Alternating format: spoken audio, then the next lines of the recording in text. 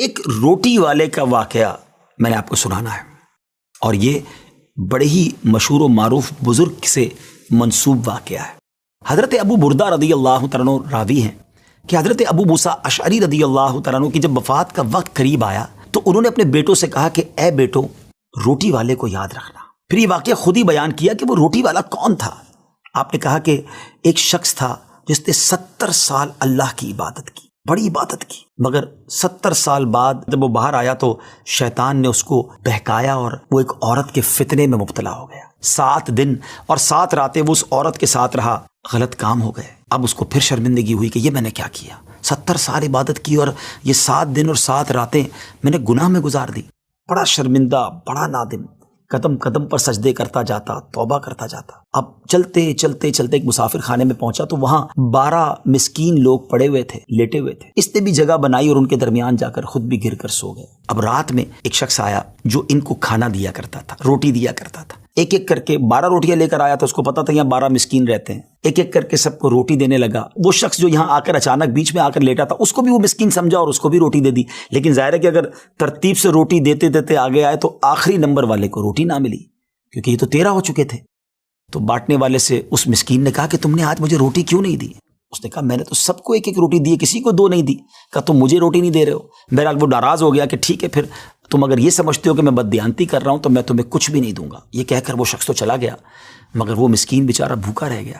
اب وہ شخص جس نے ابھی توبہ کی تھی، پہلے 70 سال کی عبادت بھی کی ہوئی تھی، اس کو خیال آیا کہ میری وجہ سے اس مسکین کو روٹی نہیں ملی ہے۔ بھوک اسے بھی بڑی تھی، مگر اس نے وہ روٹی اسے دے دی۔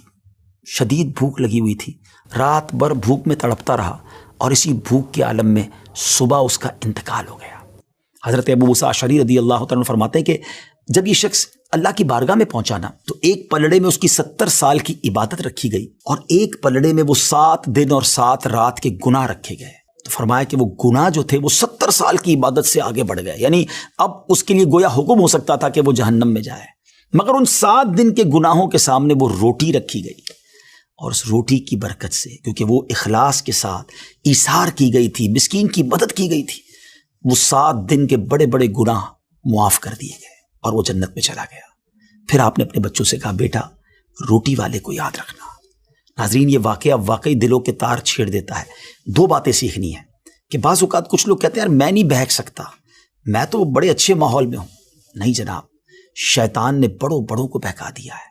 ہمیں اپنی صحبتیں اچھی کرنی ہوں گی، اللہ کریم سے شیطان کے مقابلے میں پناہ مانگنی ہوگی اور اپنے آپ سے ڈرتے رہنا ہوگا کہ نہیں میں بھی گناہوں میں مبتلا ہو سکتا ہوں، مجھ سے بھی کوئی بڑا گناہ کہیں نہ ہو جائے۔ توبہ کرتے رہیں، ڈرتے رہیں، خوف رکھیں اور اچھی صحبت اپنائیں۔